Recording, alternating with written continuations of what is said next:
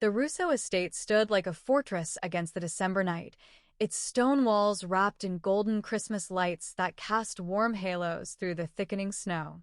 Inside the vault room 2 levels below, Deborah Hawking knelt on the marble floor with polishing cloth in hand, her movements careful and precise as she cleaned the display cases. She shouldn't be here. The vault was Marilena Piazza's exclusive domain. The head housekeeper had held these keys for 30 years, longer than Deborah had been alive. But Marilena had specifically summoned her down here tonight, her voice unusually sweet. The cases need to sparkle before tomorrow's gathering, dear. You have such a gentle touch. Deborah had learned to trust her instincts after 6 months of running from Robert. And every instinct screamed that something was wrong. She had been working at the estate for 4 months now. 4 months of Marilena's watchful supervision, her questions that probed just a little too deep. The other housekeepers spoke of Marilena with reverence. She practically raised Mr. Russo after his mother passed. Loyal as they come. Loves this family like her own. Deborah had tried to stay invisible. God, she had tried. The vault was breathtaking tonight. Centuries of Russo family wealth displayed behind bulletproof glass. Diamond necklaces that had adorned duchesses. Emerald sets worn to meet presidents. Sapphire rings passed down through 7 generations. Everything prepared for tomorrow's Christmas Eve dinner when Vittorio Russo would host the 5 families, the men who controlled the city's underworld. Behind her, the vault door clicked shut. The sound was soft, final, like a coffin ceiling. Deborah's pulse spiked. She turned slowly to find Marilena and Penelope Toscani standing between her and the only exit. Their faces had changed. The serval masks stripped away to reveal something cold underneath. In Marilena's gloved hands glittered the legendary Russo diamond necklace, already removed from its case, already nestled in a velvet pouch. The display case behind her stood open, its alarm panel expertly disabled. Time stopped. Deborah's breath caught in her throat. You saw nothing, Marilena said quietly. Her voice carried 30 years of authority, but underneath ran something venomous. Deborah's voice came out barely a whisper. I didn't see anything. I swear. I'll just finish and... Don't lie to me, girl. Marilena set the pouch carefully on a side table. You know exactly what you saw. Penelope shifted nervously by the door. Marilena, maybe we should. Quiet. The command was absolute. Marilena took a step toward Deborah. You've been nothing but a problem since you arrived. No references. No family. No history. Running from something, clearly. Deborah's hands trembled. She knew this pattern. Knew how quickly words became violence. Please. I won't say anything. I need this job. I'll forget I was ever here. With what? Marilena's laugh was harsh. Your word against mine? 30 years of loyal service against 4 months of nothing. Panic clawed at Deborah's throat. The vault door was behind them. No phone signal this deep. No escape. I raised Vittorio Russo, Marilena continued, her voice dropping dangerously. Changed his diapers. Held him through nightmares. He trusts me with everything. She smiled without warmth. Who do you think he'll believe? His second mother? Or the runaway maid with bruises she thinks no one noticed? Marilena, please. Hold her, Marilena ordered Penelope. Everything happened fast after that. Penelope grabbed her arm. Deborah tried to resist, but the first blow caught her across the temple. Her vision exploded in stars. Marilena's hand clamped over her mouth. Make it look like she fell, Marilena instructed coldly as they wrestled Deborah down. Tragic accident, but Deborah saw jewelry being planted in her uniform pocket. Framing the runaway. Killing the witness. Simple. Clean. The second blow sent darkness creeping in. She felt herself dragged through corridors, heard distant Christmas carols, then frigid air hit like a wall. The service door. The north grounds. Where no cameras watched. She'll freeze before morning. Marilena's voice echoed. Problem solved. The door slammed. Deborah lay crumpled on snow-covered ground, consciousness flickering. Her head throbbed. The cold seeped through her thin uniform, stealing feeling from her extremities. She tried to push herself up. Her arms collapsed. She tried again. Failed. The snow beneath her was almost soft, almost comfortable. Her eyes drifted closed. Just for a moment. Just to rest. Just. Welcome back, my beautiful family. Thank you from the bottom of my heart for sticking with me. Your love and support mean everything. If you're excited for today's story and ready to soak it all in, make sure to hit that subscribe button. And drop a comment letting me know where you're tuning in from. Tomorrow, I've got another captivating story lined up for you, and believe me, you won't want to miss it. Now, let us begin. The cold stopped hurting after a while. That was the first sign Deborah was dying, though some distant part of her brain couldn't quite process the information. Her body had gone numb from fingertips to core. The blizzard's assault reduced to white noise as her nervous system began its final shutdown. Move. Get up. Crawl. The commands fired from somewhere deep in her survival instinct, that same mechanism that had kept her alive through Robert's worst nights. Her arms pushed against the snow. She managed 3 feet before collapsing again, gasping. The estate gates were close, maybe 20 yards through the whiteout. If she could reach them, maybe someone passing on the road would see her. Maybe. She crawled again, 5 feet this time before her body quit. The wind shrieked through the iron gates ahead, mocking her efforts. Snow had already begun covering her tracks, erasing evidence of her desperate progress. Through the howling storm, a voice cut through. Deep. Familiar. Terrifying. Deborah. There you are, baby. I told you you'd never get away from me. Robert Crone materialized from the blizzard, his face exactly as she remembered, handsome in a cruel way, smile sharp as broken glass. He crouched beside her, reaching out with hands that had broken her ribs twice. Look at you. Pathetic. You really thought you could hide? Thought some Mafia boss would protect you? No. He wasn't here. Couldn't be here. This was hypothermia talking, her dying brain conjuring nightmares from memory. But his hand on her shoulder felt real. His voice in her ear felt real. Come on, baby. Let's go home. I'll forgive you. I always do. Deborah's eyes closed against the hallucination, against the cold, against everything. Vittorio Russo's Maserati navigated the estate's long driveway at exactly 9:47 p.m., headlights cutting through snow that fell so thick his wipers could barely keep pace. The territory meeting had ended early. Marcus Delacroix's sudden cooperation on the shipping routes meant 3 hours of anticipated negotiation compressed into 40 minutes of signatures and handshakes. Something felt wrong. He couldn't name it, but 34 years of surviving in his world had taught him to trust unnamed instincts. They'd saved his life more times than his bulletproof vest. His driver pulled up to the main entrance where Marco, head of night security, waited with an umbrella. The man's face was professionally neutral, but Vittorio caught the tension in his shoulders. Quiet evening? Vittorio asked, stepping out. Yes, sir. No incidents to report. The lie was subtle but present.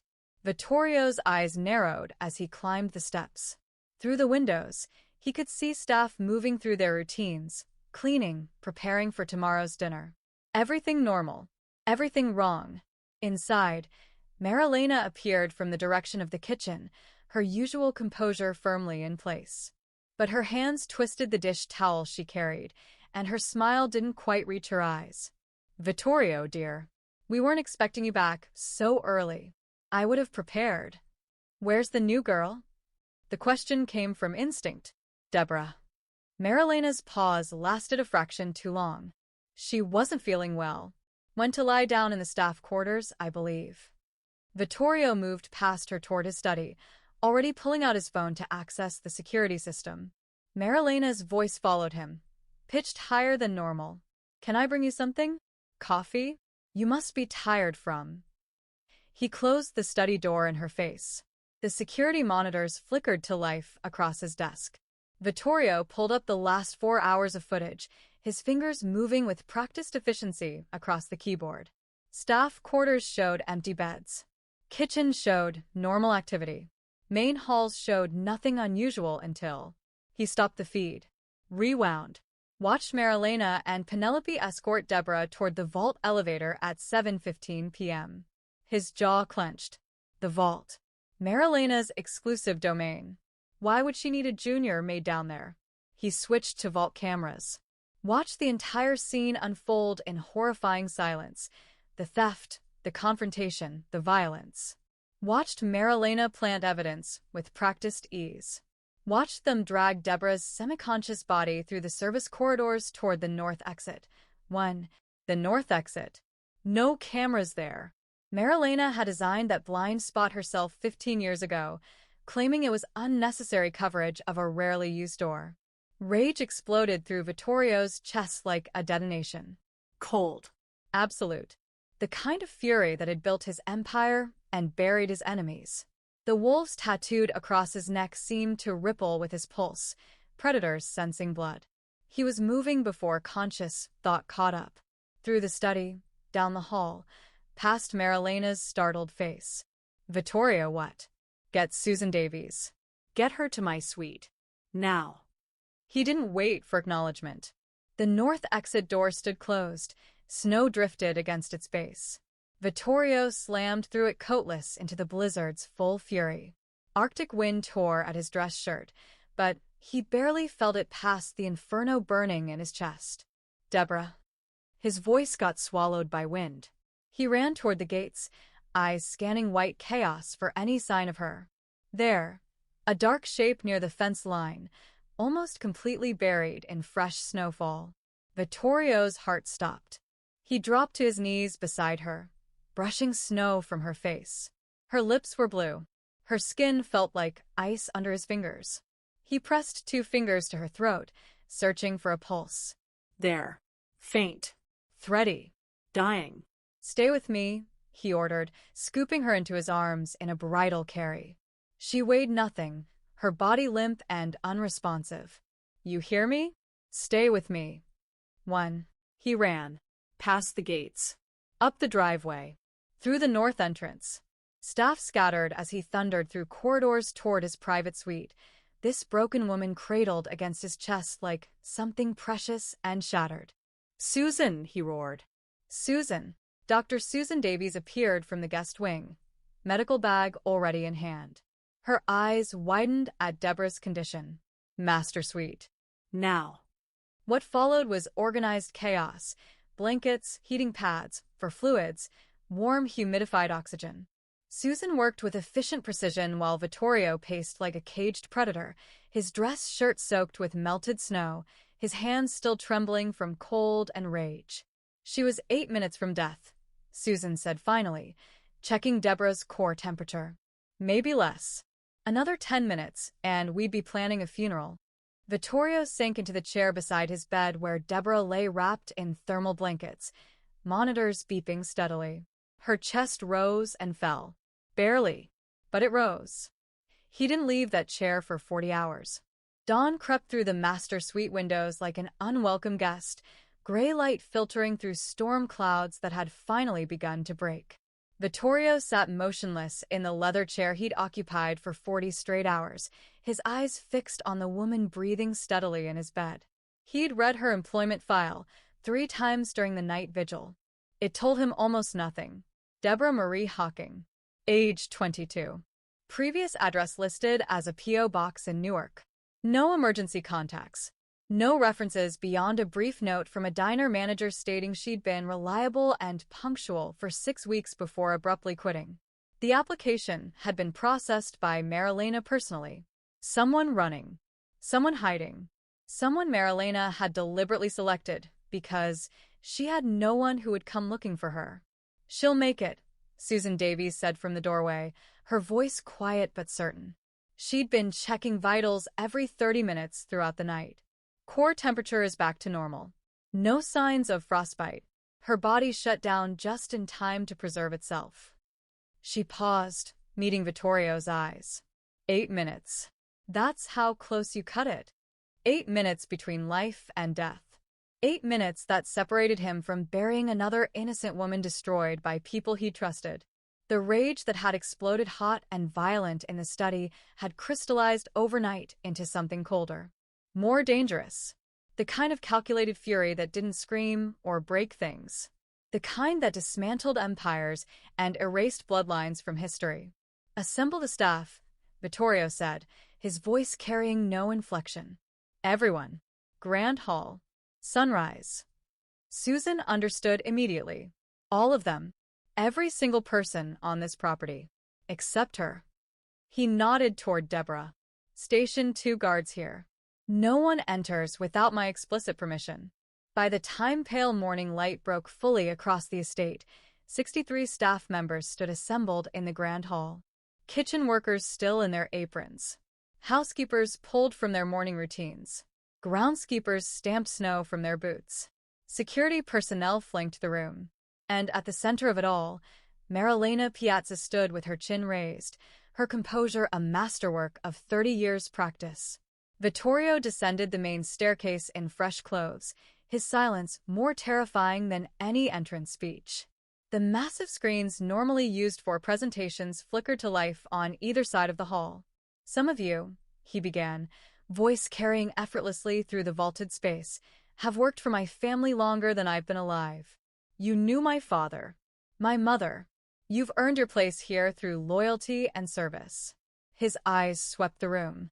"Last night, I learned that loyalty can be bought, that service can mask theft, that family can become the deadliest enemy." He nodded to Marco. The security footage began to play. The room watched in absolute silence as the vault scene unfolded across dual screens. Marilena entering with Penelope and Deborah. The theft captured in crystal clarity. The moment of recognition. The violence. Deborah's body dragged through corridors and dumped into the blizzard like garbage. Gasps rippled through the staff. Someone started crying. Marilena's face remained stone. "That woman," Vittorio said, pointing at the screen showing Deborah's unconscious form in the snow, "nearly froze to death because she witnessed a crime. Because someone I trusted decided murder was easier than honesty. She was stealing." Marilena's voice cracked like a whip through the hall, her composure finally fracturing. "I caught her red-handed with jewelry in her pockets. I was protecting this family's. You planted that evidence." Vittorio's voice cut through her justification like a blade. "The cameras show you placing items in her uniform. The same cameras you thought you disabled, but security redundancies you didn't know about captured everything." He walked slowly toward Marilena, each step deliberate. The wolves tattooed on his neck seemed to shift with his pulse. "You raised me after my mother died. Held me when I had nightmares. Taught me what loyalty meant. I trusted you with every key, every code, every secret in this house." He stopped 3 feet from her, close enough that only she could see the controlled fury in his eyes. "And you repaid that sacred trust by trying to murder an innocent woman to hide your own crimes." "Vittorio, please. There is no family left between us," he said quietly. The entire hall strained to hear. "Only justice." Marilena's mask shattered completely. 30 years. 30 years I've given to this family. Cleaned up your father's messes. Buried your mother's secrets. Raised you like my own son. And for what? A pathetic salary while you throw millions at strangers." The confession hung in the air like poison. Several staff members stepped back instinctively. "Take her to the holding cell," Vittorio ordered. 2 security guards moved forward. Marilena fought, screaming accusations and justifications as they dragged her from the hall. In the chaos, Penelope Toscani collapsed to her knees, sobbing. "I didn't want to. She said she'd fire me. Said she'd tell my family I was stealing. I'm sorry. I'm so sorry." Vittorio turned to Susan Smith, head of household security. "You're promoted. Effective immediately. Run a complete forensic audit of all household finances. Every account Marilena had access to. I want to know exactly how deep this goes." Within 3 hours, Penelope had broken completely. The wire transfers appeared on screens in Vittorio's study. $8.2 million moved over 8 years to accounts connected to Murillo and Renato Lucchesi. The same family he was negotiating territory boundaries with. The same family attending tomorrow's Christmas dinner. Vittorio stared at the evidence, his rage now absolute zero. Marilena hadn't just stolen. She'd betrayed him to his enemies. And somewhere in his master suite, a woman with no family and no references lay recovering, the only witness who'd almost died for stumbling into a conspiracy that threatened to destroy everything he'd built. The wolves stirred. The hunt had begun. Consciousness returned in fragments. Warmth first, wrapping around Deborah like something alive and unfamiliar. Then softness beneath her body, Egyptian cotton instead of the thin staff quarter mattress she'd grown accustomed to. The scent of cedar and expensive cologne mixed with antiseptic. Voices speaking in low tones somewhere nearby. Her eyelids felt weighted with lead, but she forced them open. The ceiling above her was cream-colored with intricate crown molding, nothing like the water-stained tiles of her usual room. Panic spiked through her chest before pain could fully register. Where was she? What had happened? Why couldn't she remember? The vault. Marilena. The blizzard. Deborah's breath caught. She tried to sit up, but her body protested with 1,000 small aches. A hand appeared in her peripheral vision, and she flinched violently before she could stop herself. Easy. The voice was male, deep, carefully controlled. You're safe. No one's going to hurt you. She turned her head slowly to find Vittorio Russo sitting in a leather chair beside the bed. He wore a black sweater and dark jeans, his hair slightly disheveled as if he'd been running his hands through it. The wolves tattooed across his neck were visible above his collar, their eyes seeming to watch her with predatory awareness. She'd seen him from a distance before, a tall figure who commanded space without effort, who made men twice his size step aside. Up close, he was more intimidating. Angular features, dark eyes that missed nothing, the kind of controlled stillness that suggested violence held on a very short leash. Please, Deborah heard herself whisper, her voice raw and cracked. I didn't steal anything. I swear. I didn't. Something shifted in his expression. Not anger. Something softer that looked almost like pain. I know, he said quietly. I've seen the security footage. All of it. What Marilena did to you. What she tried to do. He reached for a tablet on the side table, his movements slow and deliberate, like approaching a wounded animal. I want to show you something, so you understand that I believe you. He angled the screen toward her. The vault footage played in silence, Marilena stealing, Deborah witnessing, the violence that followed. Seeing it from outside her own body made it somehow more real and less real simultaneously. When it reached the part where they dragged her toward the service exit, Vittorio stopped the video. You almost died, he said, voice tight. Another 8 minutes in that snow and you would have. Deborah stared at the frozen image on screen. She should feel relief. He believed her. He'd seen the truth. But 6 months of Robert's patterns had rewired her survival instincts in ways she couldn't easily undo. What happens now? She asked, the question barely audible. To me, I mean. I'll leave. Tonight if you want. I won't cause any more trouble. I just need a few hours to... Stop. Vittorio set the tablet aside and leaned forward, elbows on his knees. Why do you think you're in trouble? Because Deborah's hands twisted in the blanket. I was in a place I shouldn't have been. I saw things I wasn't supposed to see. I caused problems for you. Marilena was important, and Marilena tried to murder you. The words came out harder than he seemed to intend. He took a breath, visibly moderating his tone. You witnessed a crime and nearly died for it. None of that is your fault. The kindness in his voice cracked something in Deborah's chest. Tears pressed hot behind her eyes. People don't usually. In my experience, when there's a problem, I'm usually the one who gets. She trailed off, but Vittorio's eyes had sharpened with understanding. Who taught you to expect punishment when you're the victim? He asked quietly. Then, even more carefully, the name in your nightmares. Robert.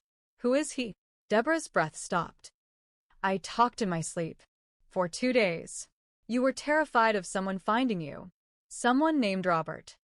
Vittorio's jaw tightened. You don't have to tell me. But if someone's looking for you, I need to know. The gentleness in his voice despite the steel beneath it made the words come easier than they should have. Robert Crone, my ex-boyfriend. I lived with him for 18 months in Newark. Her fingers found a loose thread on the blanket, pulling it methodically. At first he was perfect, charming, protective. Then the protection became control. Then control became. She gestured vaguely at her own body, years of violence condensed into one movement. Vittorio's hands curled into fists on his knees. The wolves on his neck seemed to ripple. He put his hands on you. It wasn't a question. Deborah nodded anyway. I left 6 months ago. Waited until he passed out drunk and ran with just the clothes I was wearing. I've been moving ever since. Different cities. Different names. He always finds me eventually. Not anymore. The certainty in Vittorio's voice was absolute. If he comes within a mile of this estate, he's a dead man. The casual way he said it should have terrified her.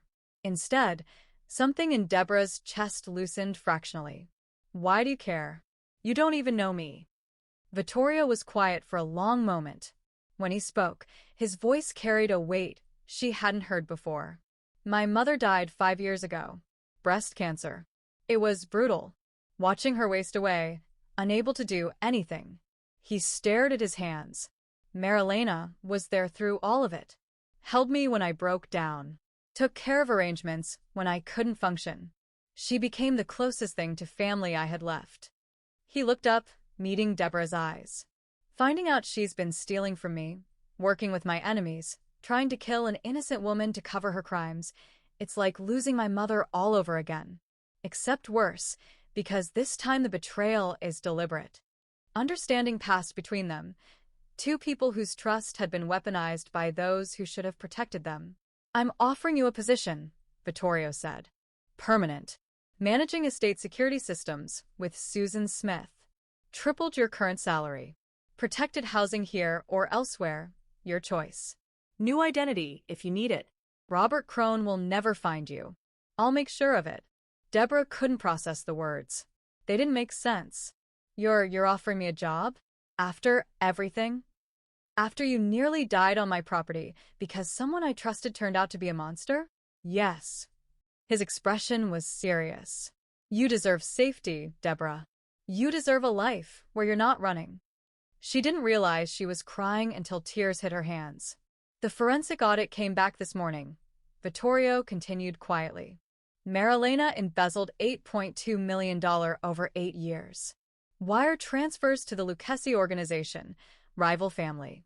She wasn't just stealing money. She was funding my enemies. He stood, moving to the window. So yes, I understand betrayal. And I understand that trust has to be earned, not assumed. You don't have to decide now. But know that here, under my protection, you're safe. Deborah looked at this dangerous man offering her salvation, and for the first time in 6 months, she felt something like hope. 3 weeks transformed Deborah in ways she hadn't thought possible. Her body, once soft from years of making herself small, had begun to harden under Susan Smith's relentless training regimen. The estate's private gym became her second home, hours spent learning how to break holds, disable attackers, handle weapons she'd only seen in movies. Again, Susan commanded, circling her on the mat. He grabs your wrist from behind. What do? Deborah executed the counter-rotation, using leverage instead of strength to flip Susan's grip and create distance. Her body moved on instinct now, muscle memory replacing the freeze response that had nearly killed her. Better. Susan grinned, genuine pride in her eyes. You're thinking less, reacting more. That's what keeps you alive. The household had shifted around her like pieces on a chessboard rearranging themselves. Staff who'd once barely noticed her now went out of their way to apologize. Maria from the kitchen brought her favorite tea without asking. Thomas the groundskeeper taught her the estate's hidden paths. Even Marco, head of security, included her in morning briefings as if she'd always belonged. Everyone was more careful now, more loyal. Marilena's betrayal had cracked something open in the estate's foundation, and Vittorio was rebuilding it with deliberate precision, rewarding those who'd remained faithful, watching those whose loyalty seemed newly convenient. And somehow, impossibly, Deborah had become part of his inner circle. It started with the investigation meetings. Vittorio needed someone who understood Marilena's methods, her access points, her behavioral patterns. Deborah had worked under her for 4 months, had seen things the senior staff overlooked because they were too familiar to seem strange. She changed the vault schedule 3 weeks before the theft. Deborah observed during one late-night session in Vittorio's study, pointing at the security logs displayed across his monitors. Switched from monthly inventory to quarterly. That gave her a 12-week window before anyone would notice missing pieces. Vittorio leaned back in his chair, studying her with those dark eyes that seemed to see straight through pretense. You notice details most people miss. I had to. Deborah traced the data pattern on screen. With Robert, noticing small changes meant the difference between a good night and ending up in the ER. You learn to read people when your survival depends on it. Something passed between them in the quiet, mutual recognition of what trauma taught and what it cost to learn those lessons. The late nights became routine. After staff retired and the estate settled into darkness, Deborah would find herself in Vittorio's study, reviewing evidence, tracking financial trails, building the case against not just Marilena, but the Lucchesi organization funding her. Between discussions of wire transfers and territory maps, personal stories slipped through: his father's death when he was 19, her mother's cancer when she was 17, the weight of becoming an adult too soon and too violently. Attraction built in the spaces between words. In the way his hand would brush hers reaching for the same document. In how her pulse jumped when he smiled, a rare expression that transformed his severe features into something almost gentle. In the protective fury that darkened his eyes whenever Robert's name came up. One night, working past 2 a.m., Deborah found her gaze drawn to the elaborate tattoos covering his neck and shoulders. Wolves in various poses, some hunting, some howling, some standing guard. The artistry was breathtaking, each animal rendered in photorealistic detail. "They're beautiful," she said without thinking. Vittorio glanced up from the financial report he'd been annotating. "My family crest. Wolves." He rolled his shoulder, making the pack seem to move across his skin. "They represent everything I believe about family and loyalty. Wolves protect their pack with their lives. Always. No matter the cost." Deborah reached out before she could second-guess the impulse, her fingers tracing the outline of the largest wolf on his neck. His skin was warm beneath her touch, his pulse visible in the hollow of his throat. Vittorio went perfectly still, his eyes locked on hers. The air between them charged with something electric and dangerous and inevitable. "Deborah," he said quietly, her name a question and a warning. She leaned forward. He met her halfway. Their lips were inches apart when the intercom on his desk crackled to life. "Sir." Marco's voice was tight. "We have a situation at the main gate. Robert Crone is demanding access. He has 2 men with him. Claims Miss Hawking is mentally unstable and requires immediate medical intervention." The world tilted sideways. Deborah's breath stopped in her chest. He'd found her. After 6 months of running, of hiding, of building something like safety, he'd found her. Vittorio's hand cupped her face, forcing her to meet his eyes. "Breathe. He's not getting through those gates. Marco, remove them.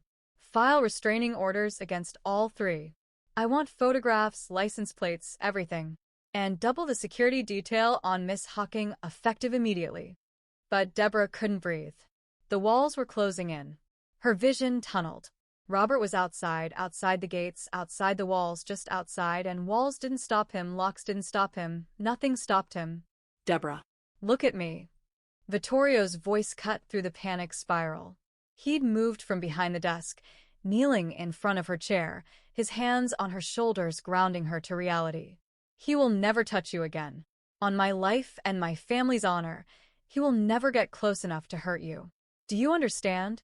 She couldn't speak, but she nodded, clinging to his certainty like a lifeline. "Come with me," he said gently, helping her stand. He led her through the quiet estate to the chapel, a small, beautiful space where his mother was memorialized with photographs and candles. Peaceful. Sacred. The farthest point from the gates where Robert raged. You're safe here, Vittorio said. This is the most protected room in the estate. My mother's space. Nothing evil touches it. Deborah's breathing slowly steadied. Vittorio stood close enough that she could feel his warmth, his solid presence pushing back against the terror. "Thank you," she whispered. He turned to face her, and in the candlelight, his expression was fierce and tender in equal measure. "I meant what I said. He'll never hurt you again." This time when she reached for him, nothing interrupted. His lips met hers with carefully controlled intensity, one hand cradling the back of her head while the other wrapped around her waist. The kiss tasted like safety and danger and promise. When they finally broke apart, Vittorio rested his forehead against hers. "Your pack now," he said quietly. "And wolves protect their pack. Always." The financial irregularities appeared on Susan Smith's audit report like cancer spreading through clean tissue. Artemio Sabatini, Vittorio's consigliere for 15 years, the man who'd served his father before him, had received $340,000 in deposits over 6 months from accounts traced to Van Perry's organization. Vittorio stared at the evidence on his screen, feeling something fundamental crack in his chest. Marilena had been devastating. But Sabatini? The man who'd taught him strategy, who'd stood beside him at his father's funeral, who'd been the closest thing to a parent he had left. "Sir?" Susan's voice was cautious. "What do you want me to do with this?" "Nothing yet." Vittorio's voice came out flat, emotionless. The kind of calm that preceded violence. "Send him to the wine cellar. Tell him I need to discuss the Delacroix contract. Alone." 20 minutes later, Vittorio descended the stone steps into the estate's temperature-controlled wine cellar. Sabatini waited among the racks, his weathered face creasing with concern when he saw Vittorio's expression. "What's wrong?" Vittorio pulled out his phone, displaying the financial records. "Tell me what this is." The color drained from Sabatini's face. His mouth opened. Closed.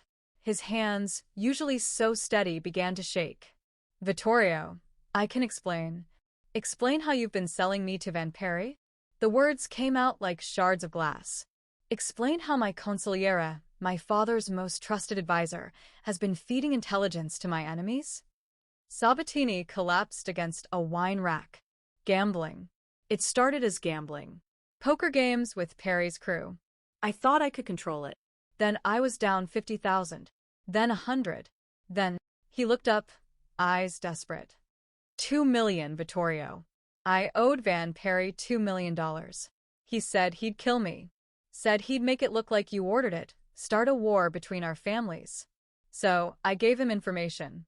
Small things at first. Shipment schedules. Guard rotations. Nothing that would hurt you, I swear. Nothing that would hurt me? Vittorio's fury nearly broke through his control. The wolves on his neck seemed to snarl. "You compromised my security. You gave my enemy the keys to my kingdom. And you stand there telling me you never meant to betray me?" His hand moved to the gun at his waist. Sabatini saw the movement. Didn't try to run. Just closed his eyes, accepting execution. "Vittorio." Deborah's voice cut through the red haze of rage.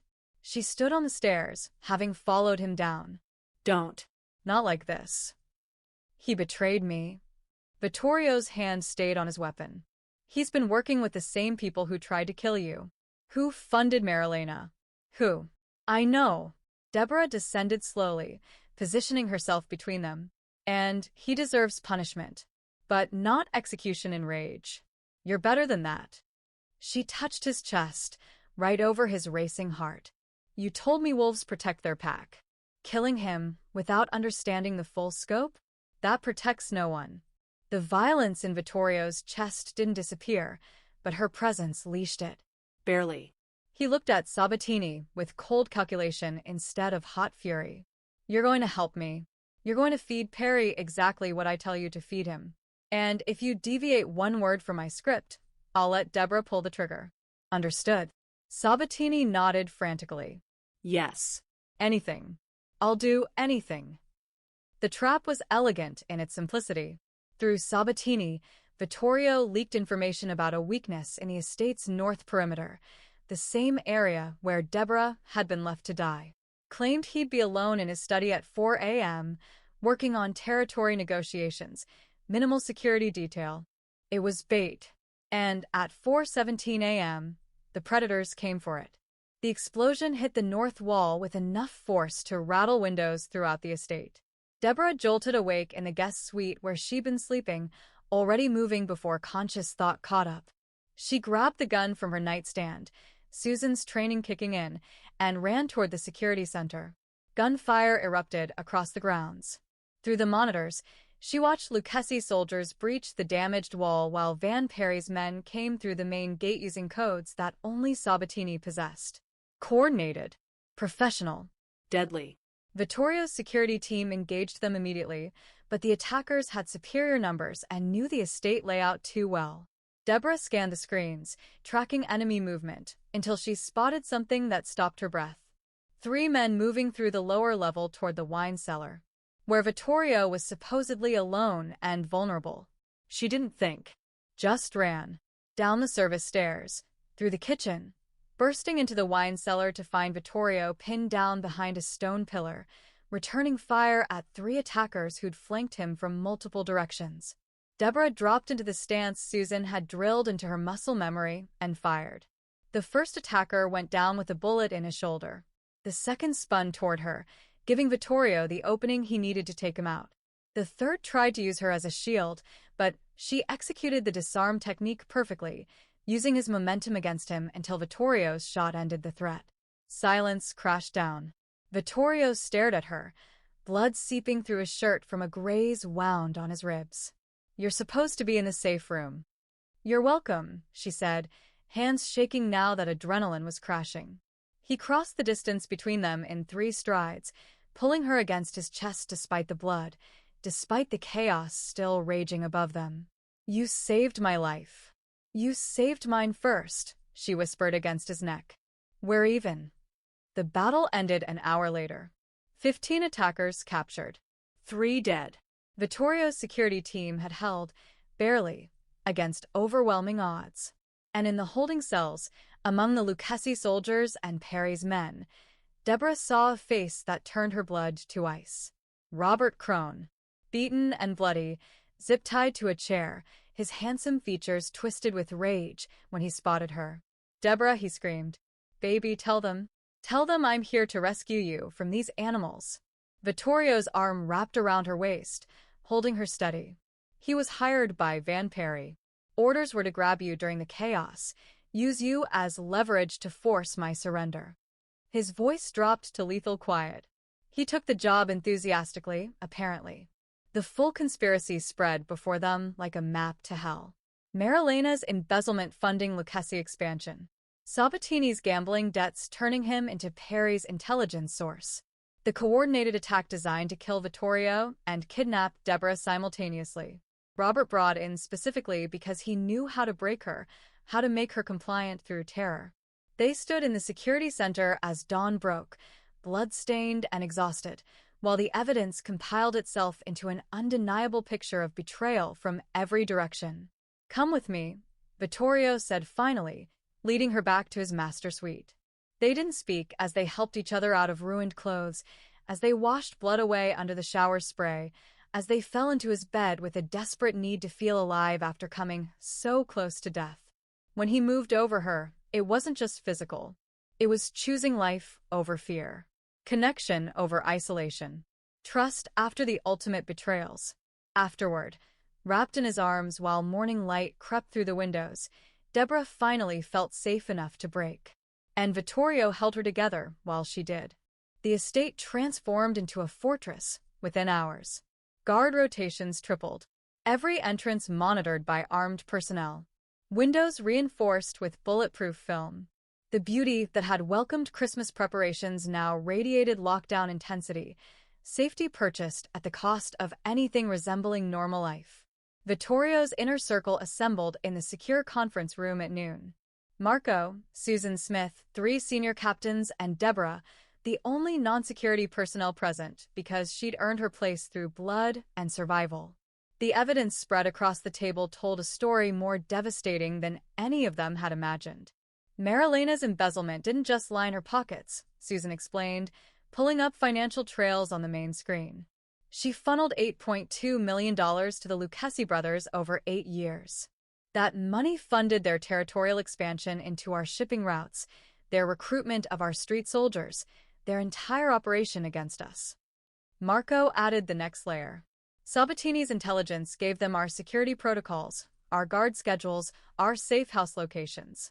They knew everything. The attack last night was just the opening move. The main event, Vittorio said quietly, staring at intercepted communications displayed across multiple monitors, is tomorrow night. The 5 families' Christmas dinner.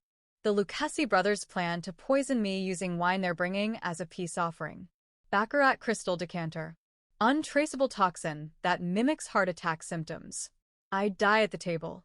They claim shock and grief, and Van Perry moves in to absorb our territory during the chaos. Silence pressed down heavy as concrete.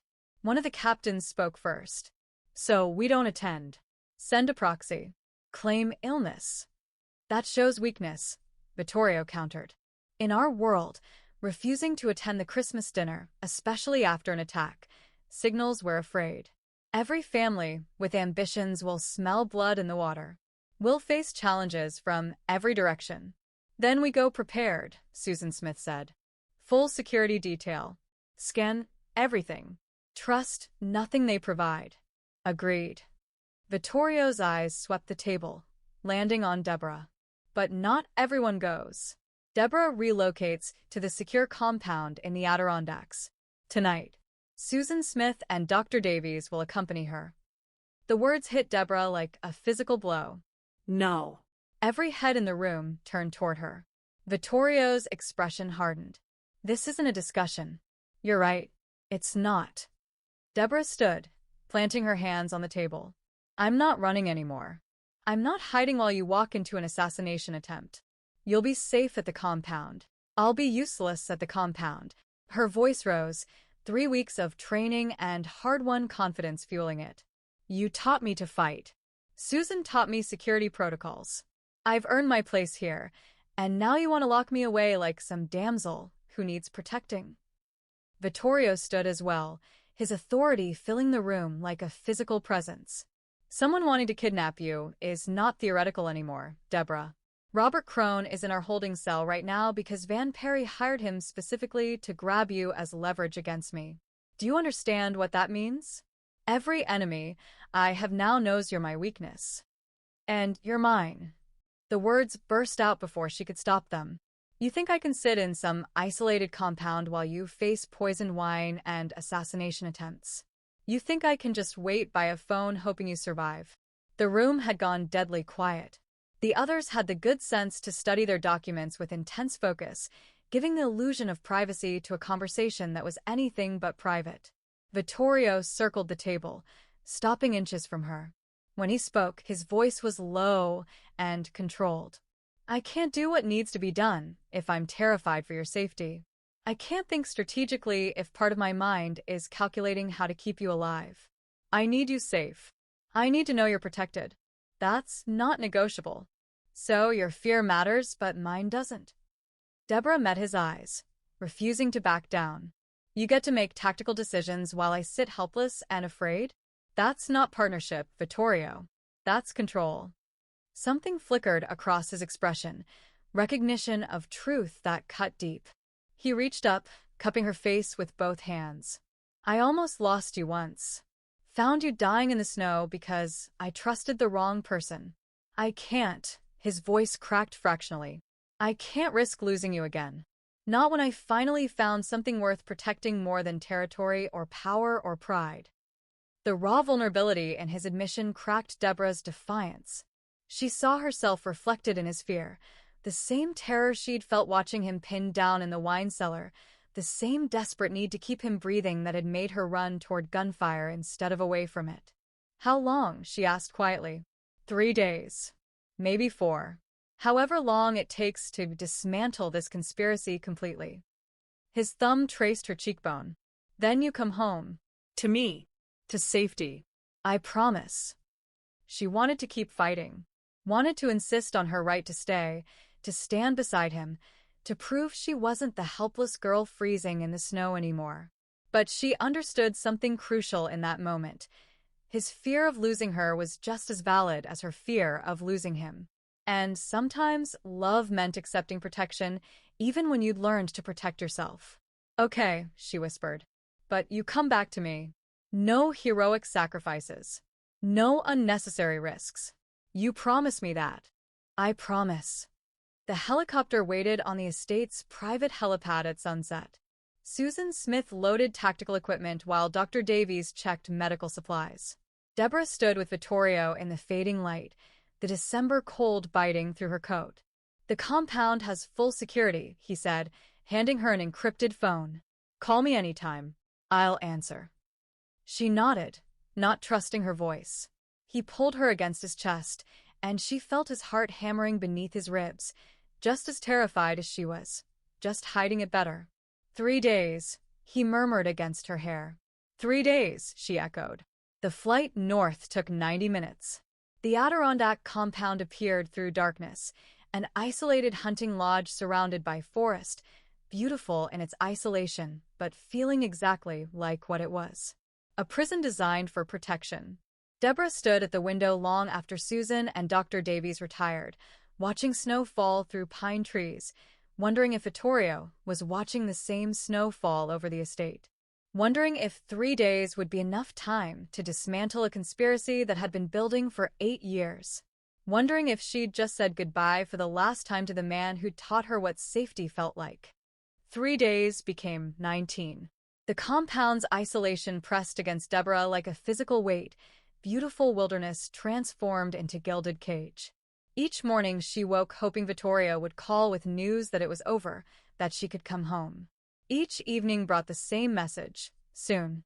Not yet. Stay safe. The encrypted video calls became her lifeline. Every night at 10 p.m., his face would appear on the screen, sometimes exhausted, sometimes barely controlled fury, always relieved to see her alive and whole. "How was your day?" she asked on night 7, studying the tension in his shoulders. "Long, productive." He rubbed his eyes. "I met with 3 of the 5 families today." Separately. Showed them evidence of what the Lucchesi brothers have been planning. Marcus Delacroix is furious. Turns out they've been skimming from his operations too.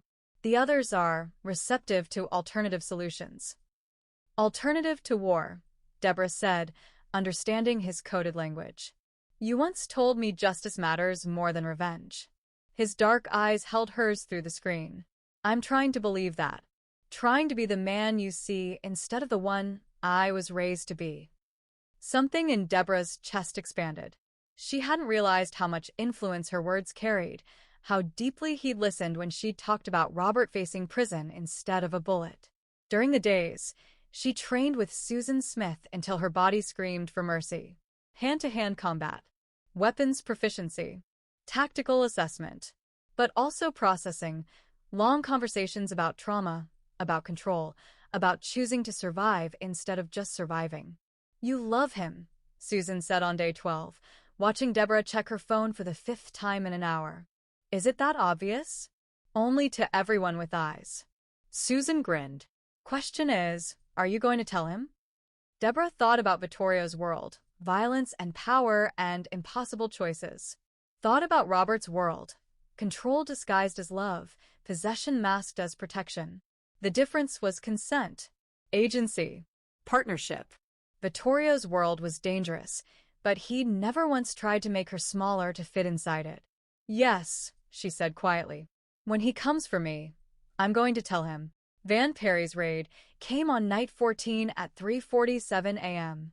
Deborah woke to gunfire and Susan Smith already moving, pressing a weapon into her hands. "Stay in the panic room," Susan ordered. "Not a chance." Deborah chambered around, muscle memory from 3 weeks of training taking over. They made their way through the compound in tactical formation. Deborah, Susan, 3 guards.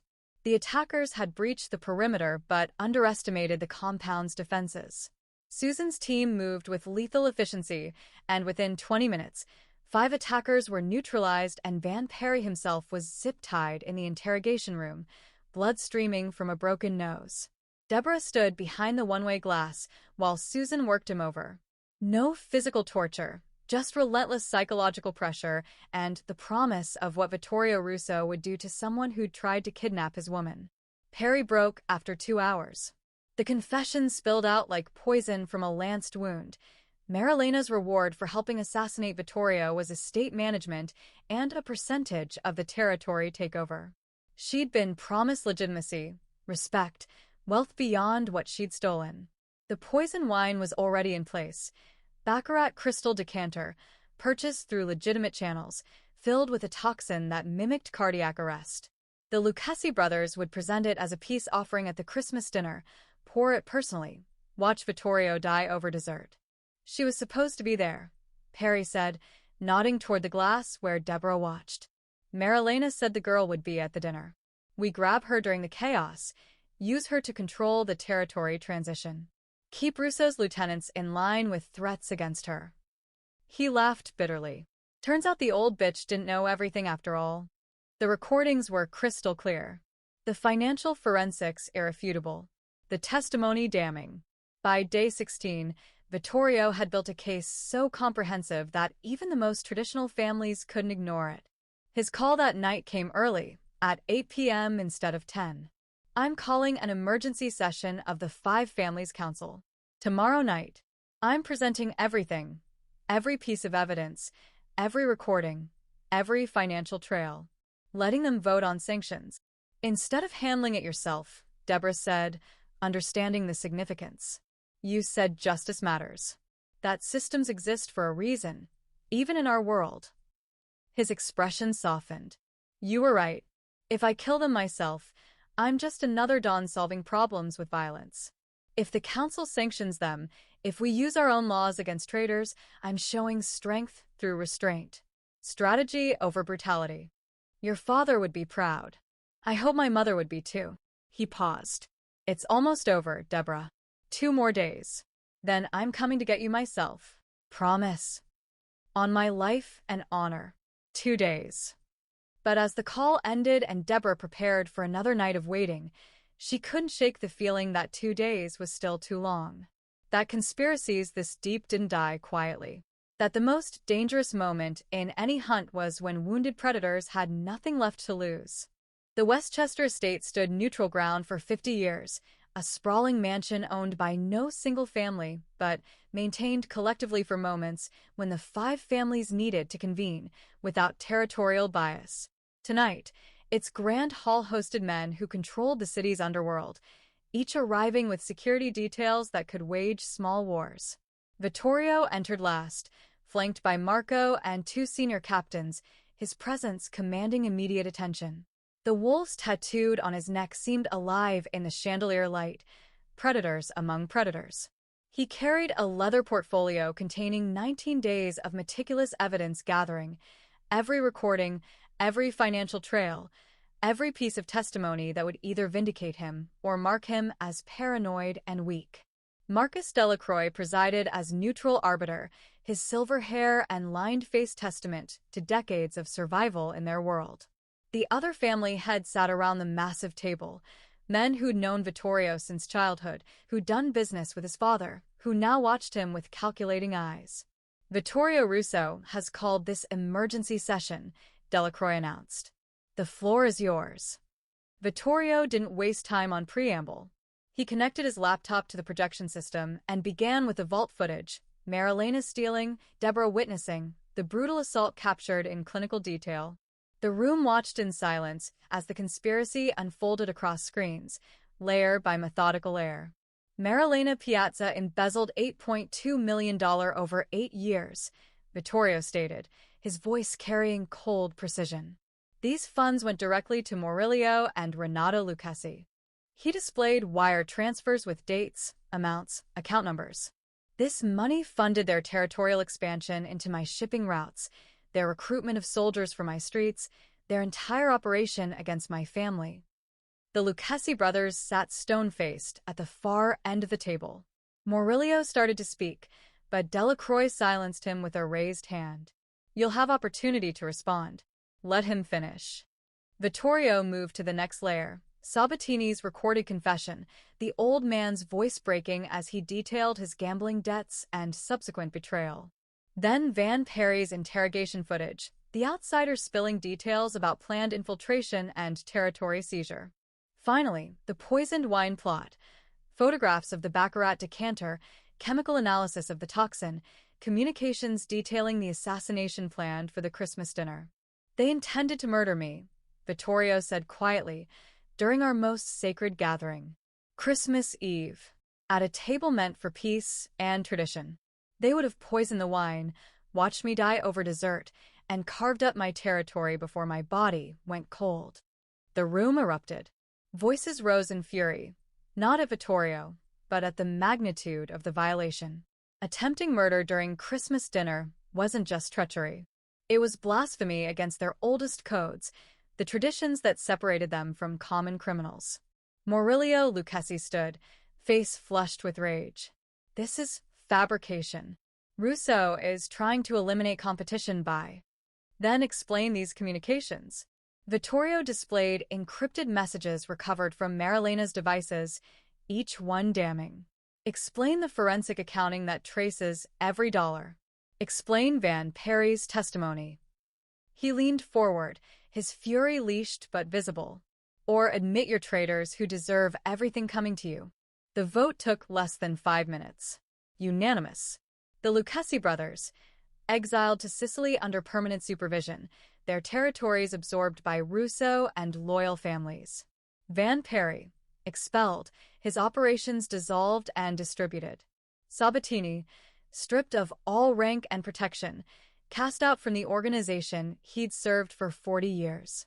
But Vittorio's masterstroke came in the aftermath. I request, he said carefully, that all conspirators face federal prosecution under RICO statutes, including Marilena Piazza. I want them in federal prison, not dead in unmarked graves. The room went silent. It was unprecedented, choosing legal prosecution over traditional execution. You would trust outsider justice? One of the older dons asked skeptically. I would demonstrate, Vittorio replied, that we're powerful enough to destroy our enemies without crude violence. That strategic legal warfare is more devastating than bullets. That we've evolved beyond the old ways. He paused. My father built this empire with violence. I'll expand it with intelligence. Marcus Delacroix smiled, the first genuine expression of the night. The council approves. Unanimously. The respect in the room was palpable. Vittorio had just redefined what strength looked like in their world. 3 weeks later, Deborah stood in federal court with Vittorio beside her, facing Robert Crone across the courtroom.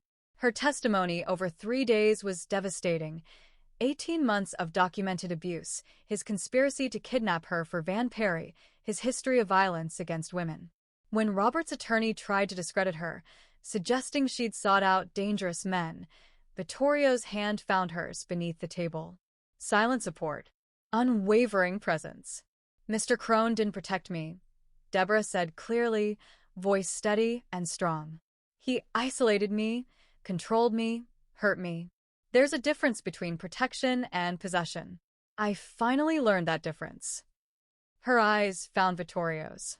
He nodded fractionally, pride evident in his expression. The verdicts came down like hammers. Marilena Piazza, 25 years. The Lucchesi brothers, 22 years each. Van Perry, 18 years. Sabatini, 15 years. Robert Crone, 12 years for conspiracy to kidnap and assault. As they left the courthouse, Deborah breathed free air for the first time in years. The man who'd terrorized her was behind bars. The conspiracy that nearly killed her was dismantled. And beside her walked a dangerous man who'd taught her the difference between control and partnership. Ready to go home? Vittorio asked. Deborah smiled. I've been ready for 19 days. He pulled her close, and the wolves on his neck seemed to settle. Pack complete. Territory secured. War won through intelligence rather than bloodshed.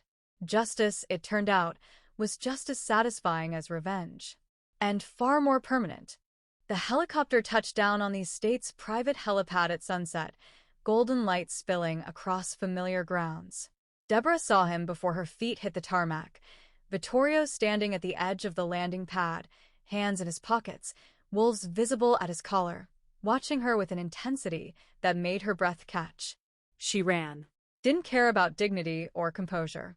Just ran into his arms and let him lift her off her feet, spinning her once before setting her down and kissing her like a man who'd been drowning and finally found air.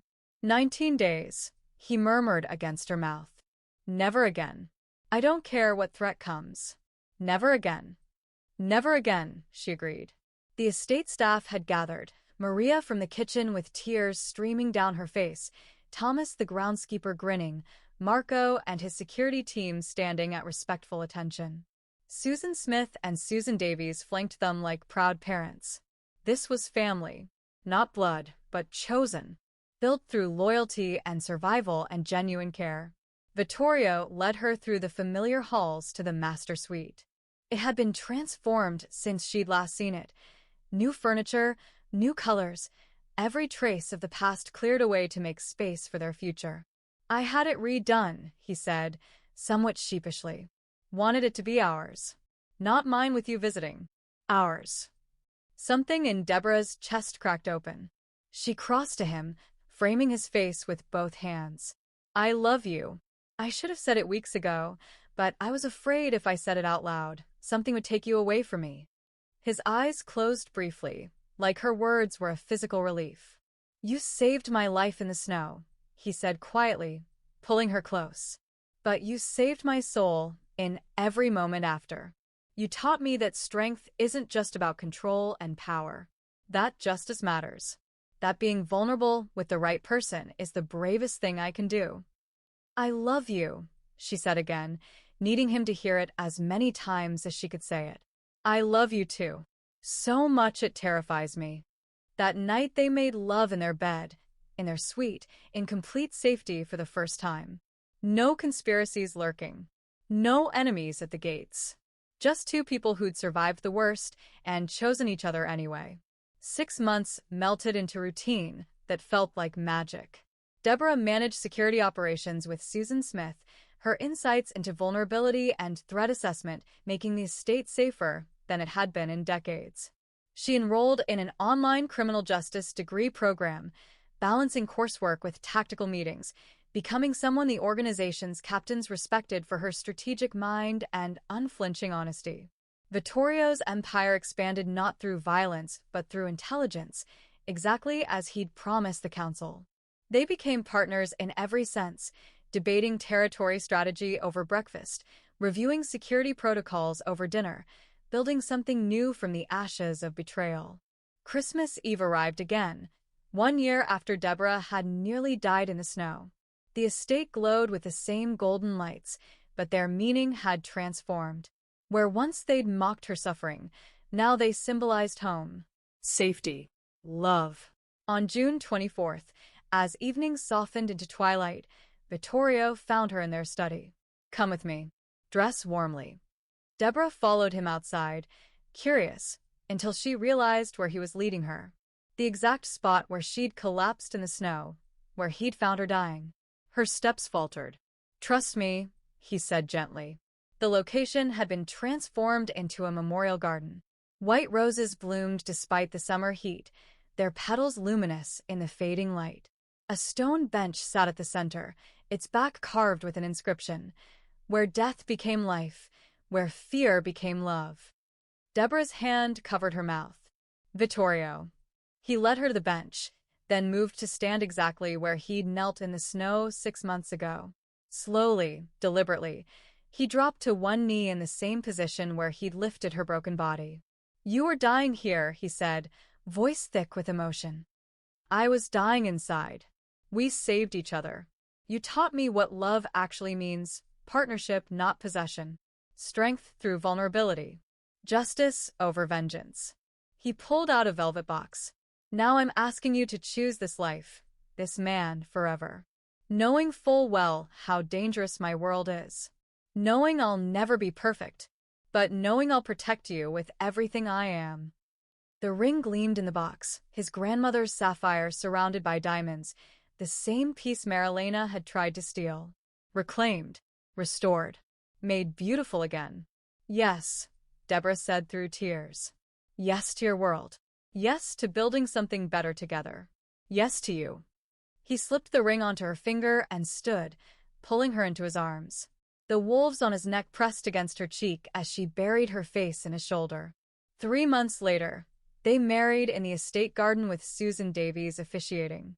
Deborah wore white, her hair loose, her smile genuine. Vittorio's wolves were visible above his collar as she traced them during their vows, her touch claiming him as surely as his words claimed her. Pack, he whispered as they kissed, and she felt the rightness of it settle into her bones. Years later, they ran the empire together, her strategic intelligence balancing his controlled power, her belief in justice tempering his instinct for vengeance. Partners. Equals. Family. And every December, when snow fell across the estate and golden lights blazed against the darkness, Deborah would stand at the window of their suite and remember. Not with fear, but with gratitude. The snow that had nearly killed her had led her to the man who taught her what love could be. Where death became life. Where fear became love. Where two broken people found each other and built something unbreakable. If you enjoyed this story, don't forget to subscribe and be part of a community that cherishes unforgettable tales like this one. Your support means more than you know. It fuels the creation of even more stories that speak to the heart. So, whether you're watching from your TV or your phone, take a moment to join us. Every like, every subscription, every share helps us continue bringing these stories to life. Thank you for being a part of this journey.